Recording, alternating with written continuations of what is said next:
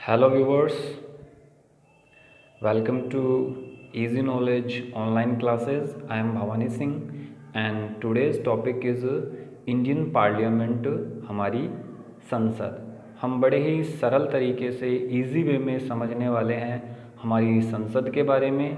संसद के कितने भाग हैं, उनकी संरचना किस तरह से होती है, एलिजिबिलिटी योग्यता क्या होती है संसद के दोनों सदन और राष्ट्रपति बनने के लिए। तो आज का हमारा टॉपिक होगा भारत की संसद, इंडियन पार्लियामेंट।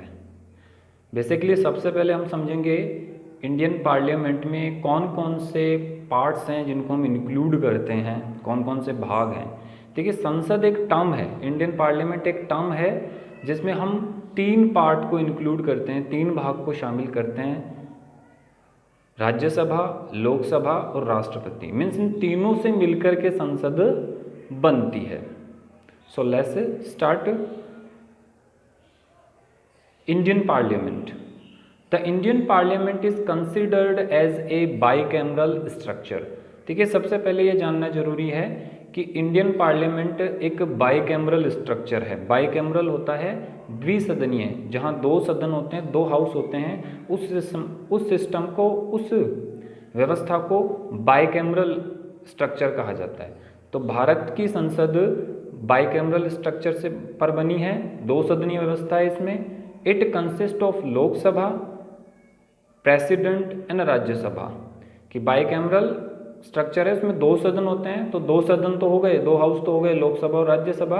और इसके साथ ही एक तीसरा पार्ट हो रहा है प्रेसिडेंट, जिनको हम इसमें इंक्लूड करते हैं। Rajya Sabha represent the council of states. Rajya Sabha represent करती है, प्रतिनिधित्व करती है किसका? स्टेट्स का, राज्यों का। एंड द अपर हाउस, और इसको अपर हाउस बोला जाता है, उच्च सदन बोला जाता है। While Lok Sabha represent the house of people. जबकि लोकसभा हाउस ऑफ पीपल है, ये लोगों का रिप्रेजेंटेशन करती है, लोगों का, जनसामान्य का प्रतिनिधित्व करती है। एंड द लोअर हाउस, और इसे बोला जाता है निम्न सदन, lower house. Lok Sabha represent the Indian people, while Rajya Sabha represent the union territories and states. देखिए, लोकसभा रिप्रेजेंट करती है इंडियन पीपल को, भारत के जनसामान्य को, भारत के लोगों को। जबकि राज्यसभा प्रतिनिधित्व करती है, रिप्रेजेंटेशन करती है यूनियन टेरिटरीज और स्टेट्स का।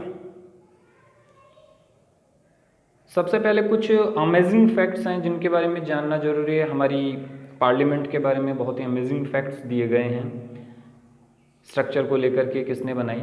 Design by sir Edwin Lutyens and sir Herbert baker. देखिए, मैन जो आर्किटेक्ट हैं, मुख्य जो स्थापत्यकार हैं, जिन्होंने भारत के संसद का जो हाउस है उसे बनाया, design by sir Edwin Lutyens and sir Herbert baker.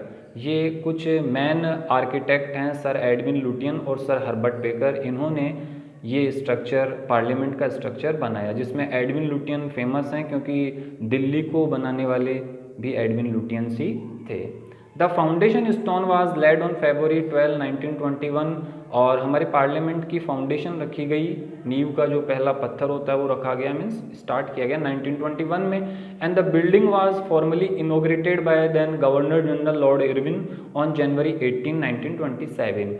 और फॉर्मली इसका इनोग्रेशन होता है 1927 को, 18 जनवरी 1927 को। उस समय इंडिया के गवर्नर जनरल थे लॉर्ड इरविन, उन्होंने इसका शुभारंभ किया, इनोग्रेशन किया, उद्घाटन किया। The total cost of construction are as 83 lakh.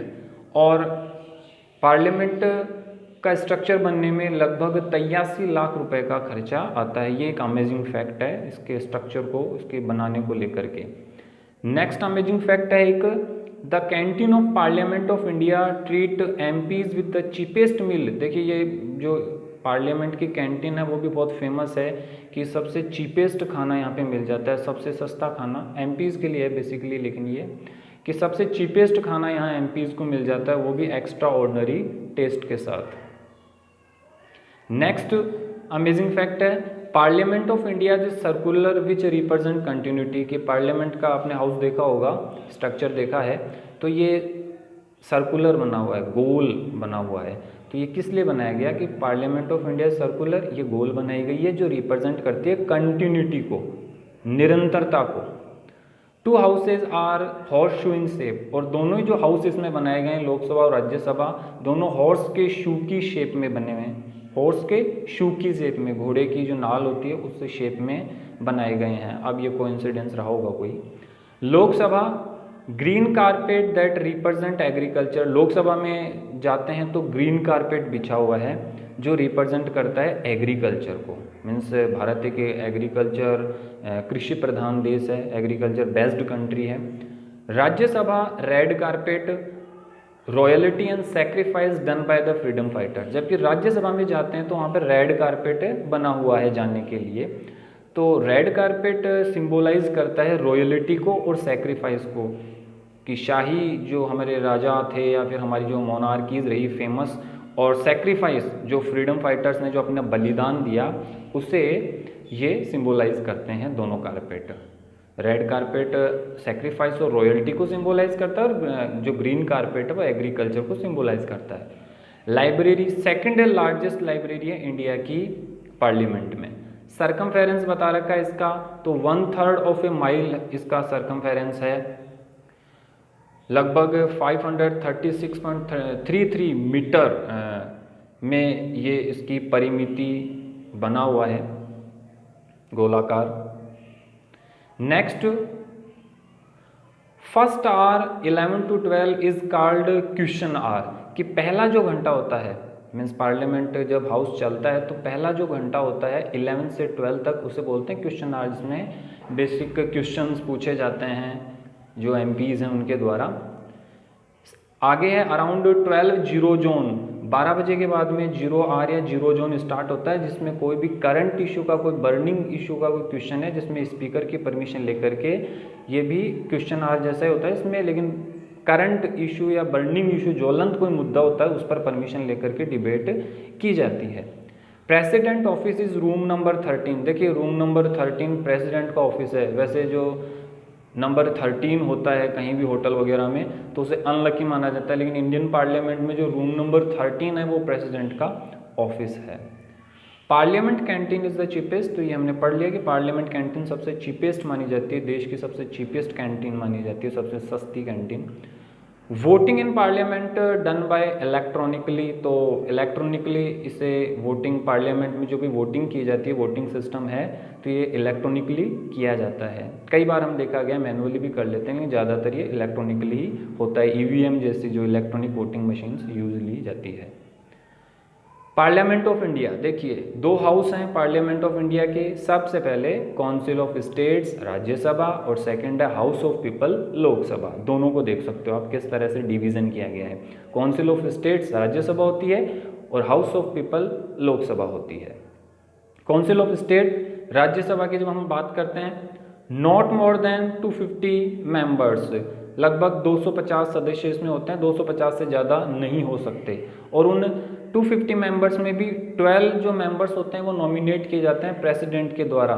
जो आर्ट, कल्चर, साइंस, इनमें एक्स्ट्रा ऑर्डिनरी जो लोग होते हैं उनको नॉमिनेट किया जाता है, राष्ट्रपति के द्वारा नामांकन किया जाता है, सीधा इनका इलेक्शन नहीं होता। और उसके अलावा 238 जो मेंबर्स हैं वो रिप्रेजेंटेटिव आते हैं स्टेट से और यूटी से, यूनियन टेरिटरी से और स्टेट से इलेक्ट होकर के आते हैं। अगर इधर बात करें हम हाउस ऑफ पीपल लोकसभा की, तो इसमें 545 से ज़्यादा सदस्य नहीं होते। Not more than 530 elected representative of people and 2 nominated Anglo Indian representatives.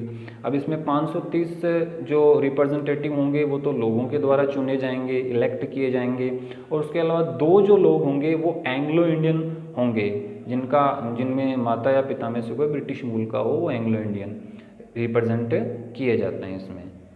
Not more than 13 from UTs, not more than 13 from UTs, और 13 से जो सदस्य हैं वो यूटीज से इसमें आते हैं, यूनियन टेरिटरीज से आते हैं। राज्यसभा, काउंसिल ऑफ स्टेट्स भी इसको बोला जाता है। मैक्सिमम नंबर है इसका 250, 250 अधिकतम सदस्य हो सकते हैं। परमानेंट बॉडी बोलते हैं इसको क्योंकि ये कभी डिसॉल्व नहीं होती, भंग नहीं होती, क्योंकि इसके जो मेंबर होते हैं वो हर 6 साल तक हर मेंबर का इसमें टेन्योर रहता है, कार्यकाल रहता है, और उसके बाद वो अपने पद को छोड़ देता है, पोस्ट रिमूव हो जाती है 1/3 लोगों की हर 2 साल से। तो इसलिए परमानेंट बॉडी है, कभी डिजोल्व नहीं होती, भंग नहीं होती, हमेशा चलती रहती है। मिनिमम एज राज्यसभा में जाने के लिए 30 ईयर्स होती है। स्पेशल पावर है राज्यसभा का कि वो डिक्लेयर कर सकती है किसी भी इशू को नेसेसरी नेशनल इंटरेस्ट को लेकर के। Rajya Sabha MPs are elected by the electoral college of the elected member. अब देखिए किस तरह से इलेक्शन होता है राज्यसभा के मेंबर्स का। तो राज्यसभा एमपीज, राज्यसभा के जो एमपीज होते हैं, एमपीज मतलब मेंबर ऑफ पार्लियामेंट, मतलब संसद के जो दोनों सदस्य हैं, राज्यसभा के या लोकसभा के, दोनों का एमपीज बोला जाता है, मेंबर ऑफ पार्लियामेंट। तो राज्यसभा के जो एमपीज हैं वो इलेक्ट किए जाते हैं। इलेक्टोरल एक कॉलेज होता है, एक ग्रुप होता है, इलेक्ट करने वाले लोगों का एक ग्रुप बनाते हैं of the elected number of the state assembly with a system of proportional representation by a single transferable vote। और ये जो इलेक्ट किए जाते हैं ये लोग स्टेट असेंबली से आते हैं। स्टेट असेंबली के जो लोग होते हैं, जो मेंबर होते हैं, वो मिलकर के इलेक्टोरल कॉलेज बनाते हैं, ग्रुप बनाते हैं और फिर वो वोटिंग करते हैं। और वोटिंग का मेथड कौन सा होता है, देखिए ये हम वैसे आगे डिस्कस करेंगे, अलग से एक वीडियो बनाया जा सकता है इस वोटिंग मेथड पे, लेकिन सिंपली अभी आपको यही समझना है कि एक प्रोपोर्शनल रिप्रेजेंटेशन एक सिस्टम होता है, single transferable ballot vote system बोला जाता है, जिसको हिंदी में बोलते हैं आनुपातिक प्रतिनिधित्व एकल संक्रमणीय मत प्रणाली इसको बोला जाता है। इसमें क्या होता है कि एक मेंबर जिसे वोट करना है, वोटर जिसे वोट करना है, और दूसरी तरफ है रिप्रेजेंटेटिव जो इलेक्ट होने वाला है। तो जितने भी रिप्रेजेंटेटिव हैं, जितने भी इलेक्ट होने वाले हैं, उनको एक वोटर है वो उतने ही वोट दे सकता है जितने लोगों को, जितने लोग एक तरह से हम कह सकते हैं कि इलेक्शन में खड़े हैं, उतने लोगों को वोट दिया जा सकता है। लेकिन बस वो चॉइस का ध्यान रखेगा, फर्स्ट वोट किसको देना है, सेकंड किसको देना है। जैसे 10 मेंबर है, 10 जो रिप्रेजेंटेटिव है उनको वोट देना है। तो इस तरह से इसमें वो चॉइस का ध्यान रखते हुए सबको वोट दे देगा। और जिस भी मेंबर को फर्स्ट चॉइस के ज़्यादा वोट मिलेंगे वो इसमें जीता हुआ उम्मीदवार माना जाएगा। तो इसके लिए एक अलग से वीडियो बनाया जा सकता है, प्रोपोर्शनल रिप्रेजेंटेशन को तरीके से बोर्ड पे समझाया जा सकता है। लेकिन सिंपली आपको ये समझना है कि एक स्टेट असेंबली के जितने भी लोग होते हैं, स्टेट असेंबली के जितने भी मेंबर होते हैं, उन सबको मिलाकर के एक इलेक्टोरल कॉलेज, एक ग्रुप बनाते हैं और वो राज्यसभा मेंबर का इलेक्शन करते हैं। किस मेथड से करते हैं, प्रोपोर्शनल रिप्रेजेंटेशन से, जिसमें सिंगल ट्रांसफरेबल वोटिंग सिस्टम होता है। नेक्स्ट आपका लोकसभा, तो हाउस ऑफ पीपल है, मैक्सिमम इसे हाउस ऑफ पीपल बोला जाता है। लोकसभा को लोअर हाउस भी बोला जाता है, क्योंकि इसमें जो एमपीज होते हैं वो सीधा इलेक्ट होकर के आते हैं। राज्यसभा में तो स्टेट की जो मेंबर्स होते हैं वो इलेक्ट करते हैं, लेकिन लोकसभा में सीधे मेंबर इलेक्ट होकर के आते हैं। मैक्सिमम स्ट्रेंथ होती है लोकसभा की 552 मेंबर्स हो सकते हैं, 552 मेंबर्स से लोकसभा में हो सकते हैं। देखिए 545 पीछे दे रखा था क्योंकि वो अभी के लिए है, ठीक है ना, कुछ यूटीज़ हैं उनमें से नहीं आ रहे मेंबर्स इसलिए। लेकिन मैक्सिमम इसका नंबर 552 हो सकता है। ये 5 साल के लिए इसका टेन्योर रहता है, कार्यकाल रहता है। लोकसभा मेंबर बनने के लिए मिनिमम एज होती है 25। Money bills can only be introduce इन लोकसभा। जो धन विधेयक हैं, वित्त विधेयक वो केवल लोकसभा में पेश किए जा सकते हैं। Grants the money from running the administration of the country. और लोकसभा ये परमिशन देती है कि देश को चलाने के लिए, देश के एडमिनिस्ट्रेशन को चलाने के लिए जो पैसे की जरूरत है उसकी अनुमति लोकसभा ही देती है।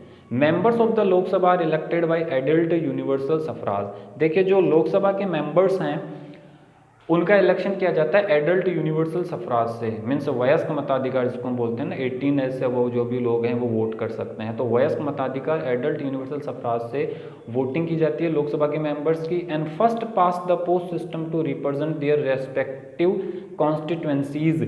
और first past the post system, इसका मतलब जिस भी मेंबर को एक कॉन्स्टिट्यूएंसी में जैसे एक एमपीज इलेक्ट होकर के जाना है और वहाँ पे 10 लोग आ गए और वो इलेक्शन में आ जाते हैं, खड़े हो जाते हैं। अब देखिए जिनमें जिस मेंबर को सबसे ज़्यादा वोट मिल जाता है उसे ही विजयी बना दिया जाता है और वो एमपी बन जाता है। तो first pass post the post system यही होता है जिसमें सबसे ज़्यादा वोट जिस मेंबर को मिल जाते हैं पहले वो इलेक्ट हो जाता है।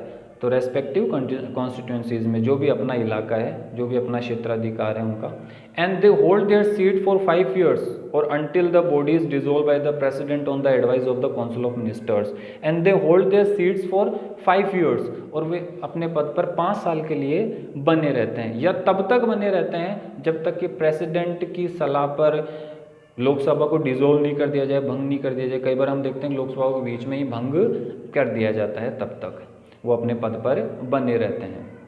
इसीलिए यही तो अंतर है ना कि लोकसभा है जो परमानेंट नहीं है, राज्यसभा परमानेंट है, वो डिसॉल्व कभी नहीं होती, भंग कभी नहीं होती, उसमें मेंबर हैं वो हमेशा बने रहते हैं, हर 6 साल तक मेंबर बने रहते हैं, और फिर 1/3 मेंबर है वो हर 2 साल बाद में रिटायर हो जाते हैं, दूसरे 1/3 आ जाते हैं, फिर वापस रिटायर हो जाते हैं, 6 साल बाद में 1/3, 2 साल बाद में 1/3 पिछले वाले।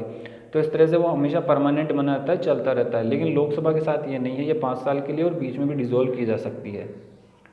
पार्लियामेंट मीटिंग्स, अब देखिए पूरी पार्लियामेंट बनाई गई तो उसकी मीटिंग्स कब कब होती है, तो not more than 6 months gap. देखिए पार्लियामेंट की जो 2 मीटिंग हैं उनमें 6 महीने से ज़्यादा का गैप नहीं होना चाहिए। इसमें 3 सेशन होते हैं पार्लियामेंट में, budget session, monsoon session, winter session.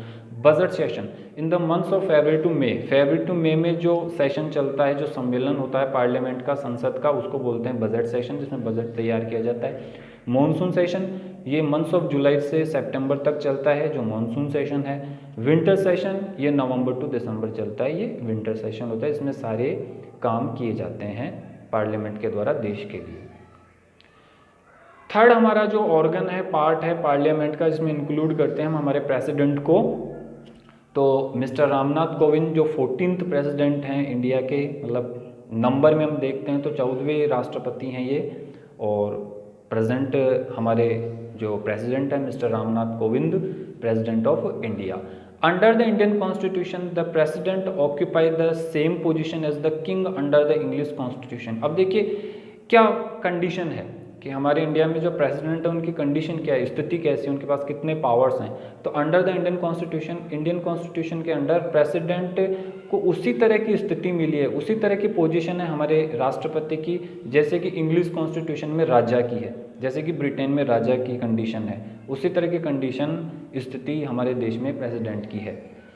He represent the nation but not the rule of the nation, कि वो देश का प्रतिनिधित्व तो करते हैं लेकिन देश पर राज नहीं करते, देश पर शासन नहीं करते।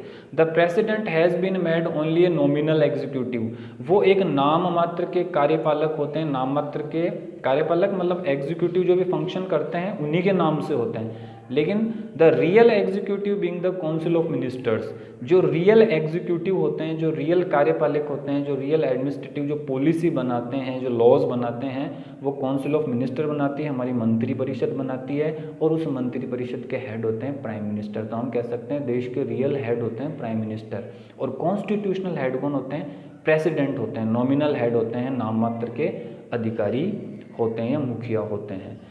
इन order to be qualified for election as president, की अगर प्रेसिडेंट बनना है तो प्रेसिडेंट बनने के लिए कौन कौन सी क्वालिफिकेशंस को पूरा करना होगा। तो सबसे पहले be a citizen of India, जो व्यक्ति भारत का नागरिक होगा वो प्रेसिडेंट बनेगा।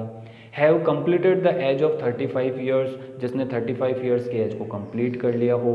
B qualified for election as member of the Lok Sabha, और जो लोकसभा के मेंबर, लोकसभा का मेंबर बनने की जो व्यक्ति योग्यता रखता हो, क्वालिफिकेशन रखता हो।